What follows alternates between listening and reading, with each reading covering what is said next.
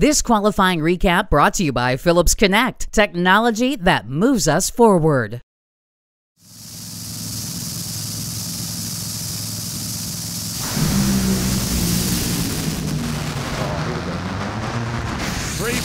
.758, 325 miles an hour, and Brittany Force goes to the top.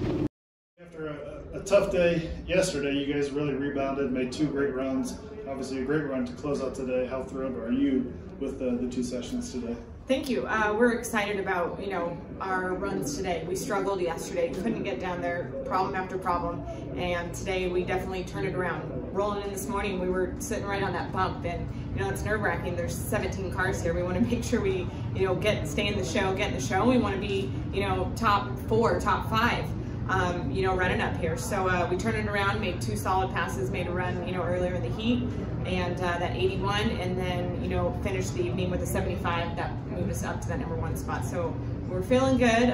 We're in obviously a great position. That's my, you said 4th #1 qualifier. That's exciting to grab that. But our main focus is race day tomorrow. We'll have to go home, evaluate everything, and I think tomorrow will be a whole new ball game with, I think it's going to be hot is what they're saying, so we'll have to adjust for that.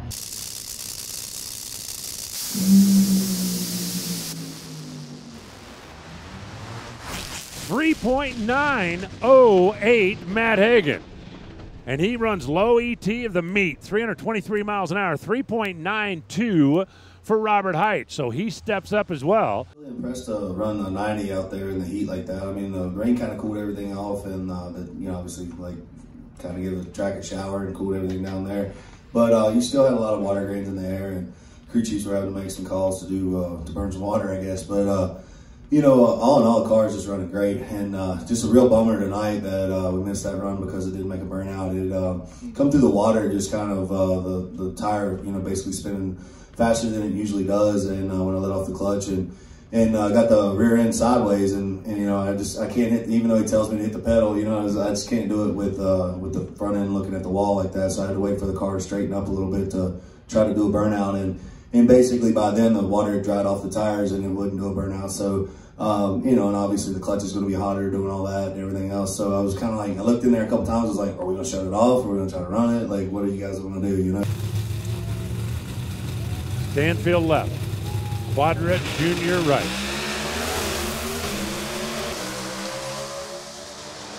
Gonna be close.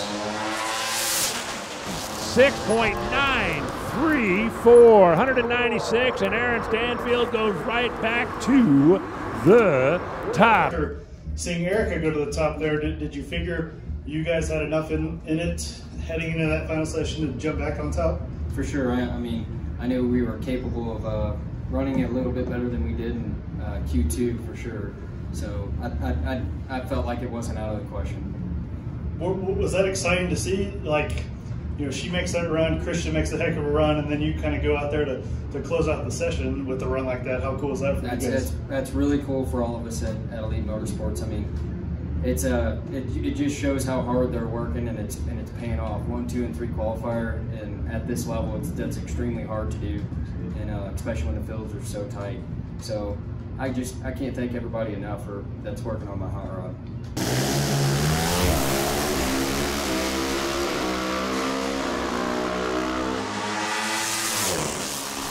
Hey Bandimere, that's the first 7.0 anything ever run on a motorcycle up here. A brand new track record again for Matt, 7.090, 189 miles an hour. You talked a little bit yesterday about maybe a conservative game plan, but I think that kind of went by the wayside today, didn't it?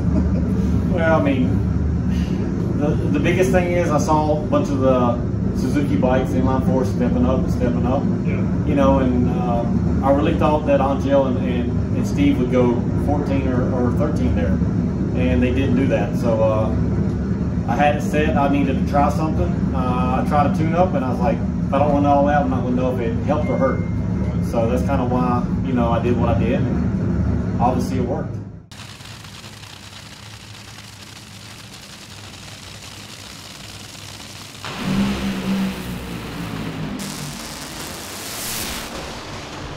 about a 378 at 326, and Leah Pruitt just went from the bottom to the top, 3.788. You have to be positive, right? What way would we like to park simultaneously our cars in the winner's circle, and this feels like this could be our time. Matt, you're on a roll.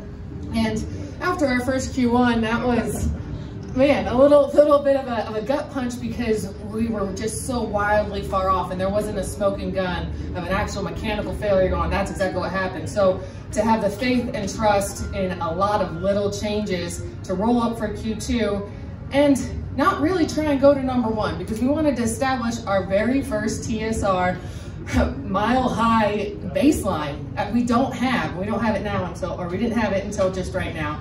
It is very cool. When we were watching .TV after our run, we're like, you know, if we can hold on to this number 1, even if it's for a night, and push on it tomorrow. We have a lot of good competitors against us, but man, it's a cool feeling, especially at our race for Dodge. We have a lot of great people here, and if there's anybody to broker that power, I think it would be us. Number 1 is Wilk. Number 1, 3.968. 324 miles an hour, and Matt Hagen goes to the top. I'll tell you, if it's hard on these motors, it is hard on this fat kid in the seat. You know, it's tough up here, and you know, it's one of those things where you're just you're trying to get acclimated to this place up here, and you know, been trying to get hydrated, and you know, it's just, you got to stay ahead of it, right? You know, and that's what we're trying to do with the race car, stay ahead of it. You know, we got a good combination that we've been working on over the years past, and we finally got a good combo last year. We shelved all that, put it on the shelf, and bring it right back out here for this Dodge car broker to run strong 2 runs in a row like that. It's saying a lot. You know, we didn't just back into a 1 run, so our confidence going into tomorrow feels really good.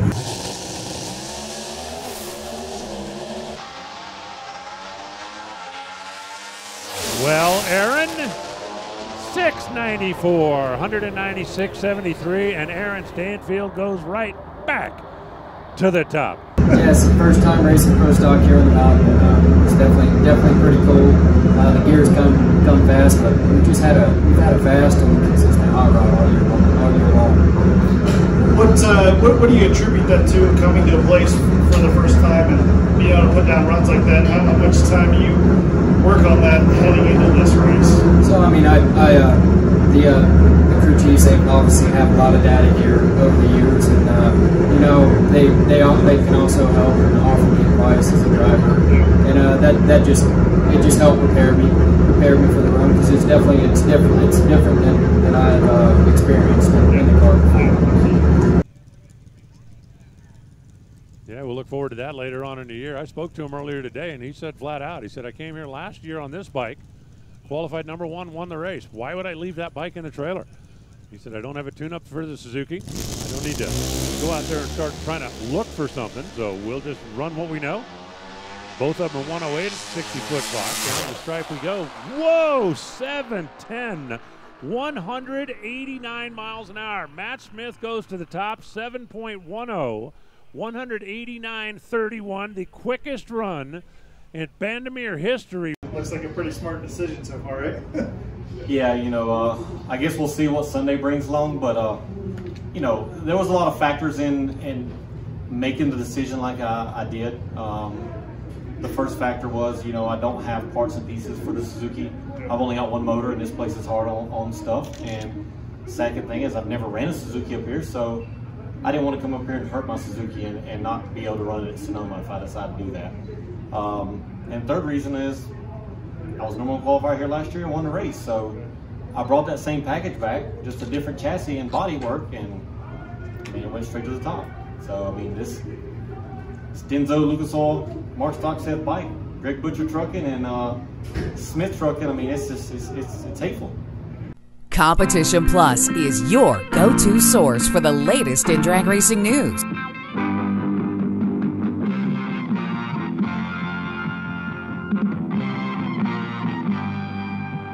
For over 20 years, CompetitionPlus.com has provided news you can trust, thoroughly researched and delivered as quick and fast as it can be uploaded. Whether it's nitro or stock, drag radial or pro modified, our writers are trained to bring you the inside story time and time again. We have it all from in-depth news articles to the latest in high-performance products to the scuttlebutt making its way around the pits. Original video content from the stars in drag racing also makes CompetitionPlus.com the ultimate one-stop shop for die-hard drag racing fans. Don't make CompetitionPlus.com your only stop on the information superhighway. Make it your first. For news you can trust and have trusted for 20 years, visit CompetitionPlus.com. Be sure to download our mobile app. It's a free download on the Apple Store and Google Play.